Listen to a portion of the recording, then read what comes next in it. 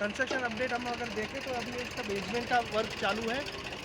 Company जो है वो जर्मन टेक्नोलॉजी यूज़ कर रही है, माइवन जिसको बोलते हैं, जिसकी वजह से आपका काम की स्पीड भी बहुत ज़्यादा होती है। तो position will be in right time. अभी प्राइसिंग की बात अगर हम लोग करें तो प्राइसिंग हमारा स्टार्ट होता है 1 BHK फ्रॉम 60 लैक्स ऑनवर्ड्स, और 2 BHK का प्राइसिंग स्टार्ट होता है 90 लैक्स ऑनवर्ड्स। बाकी इन्वेंट्री अभी बहुत कम बची है, तो आपके लिए बहुत ऑप्शन तो बहुत कम है, बट बहुत ज़्यादा ऑप्शन उसके अलावा भी अवेलेबल रहेंगे।